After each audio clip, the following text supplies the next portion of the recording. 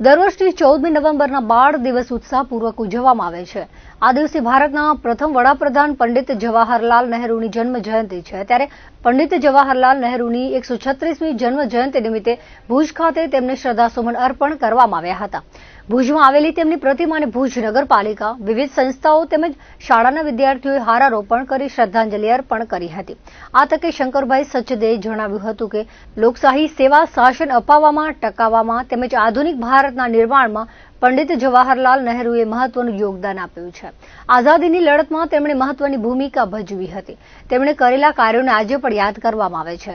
અત્રે ઉલ્લેખનીય છે કે પંડિત નહેરુજી બાળકોને ખૂબ પ્રેમ કરતા હતા અને બાળકો તેમને ચાચા નહેરુના હુલામણા નામથી ઓળખતા હતા। તેઓ માનતા હતા કે બાળકો રાષ્ટ્રનું ભવિષ્ય છે। ભુજમાં શ્રદ્ધાંજલિ કાર્યક્રમ પ્રસંગે ભુજ નગરપાલિકાના પ્રમુખ રશ્મિબેન સોલંકી, ભુજ શહેર ભાજપ પ્રમુખ મિત ઠક્કર, શંકરભાઈ સચદે, દર્શક અંતાણી વગેરે ઉપરાંત શાળાના વિદ્યાર્થીઓ મોટી સંખ્યામાં હાજર રહ્યા હતા।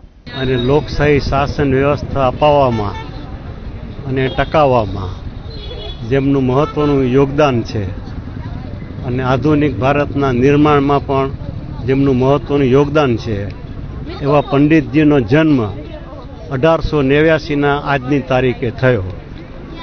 એમના પિતા મોતીલાલજી એ જમાનામાં બેરિસ્ટર થવા માટે વિદેશ ગયા।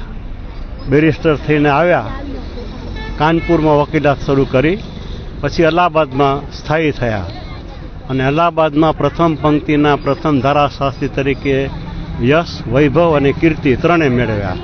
તો આવો ભોગ જેમણે આપ્યો હોય એમની જન્મ જયંતિએ એમની સેવાઓને શ્રદ્ધાંજલિ આપવા માટે આ કાર્યક્રમનું આયોજન કરવામાં આવ્યું છે।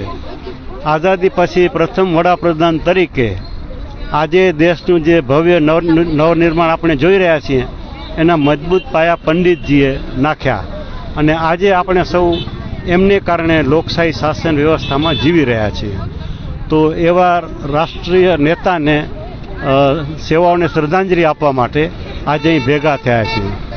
મહત્ત્વની વાત કે જેલવાસ દરમિયાન એમણે પ્રિયદર્શિની ઇન્દિરાજીને પત્રો લખ્યા જે પાછળથી ગ્લાઇમ્સીસ ઓફ વર્લ્ડ હિસ્ટ્રી તરીકે પ્રસિદ્ધ થયા અને જેલવાસ દરમિયાન ડિસ્કવરી ઓફ ઇન્ડિયા નામનું પુસ્તક પણ એમણે લખ્યું જે આજની તારીખે દુનિયામાં લોકો વાંચે છે અને બંને પુસ્તકો બેસ્ટ સેલર તરીકે સાબિત થયા છે।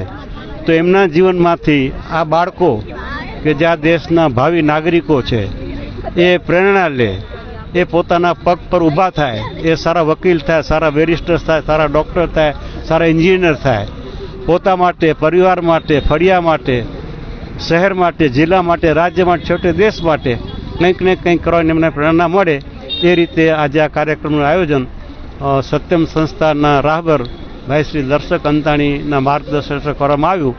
આપે જોયું કે બાળકોએ મોટી સંખ્યામાં હાજરી આપી છે। બે જવાહરલાલ નહેરુને પણ આપે જોયા જે 4 વિદ્યાર્થીઓએ સ્પર્ધામાં ભાગ લીધો હતો અને પ્રથમ 4 નંબરે આવ્યા, એમને ઇનામોની વહેંચણી કરવામાં આવી। હું ઈચ્છીશ કે આવા રાષ્ટ્રીય નેતાઓના જન્મદિવસ અને પુણ્યતિથિ ઉજવણી સારી રીતે કરવામાં આવે કે જેથી કરીને લોકોને એમના જીવનમાંથી અને કાર્યોમાંથી પ્રેરણા લેવાની તક મળી રહે।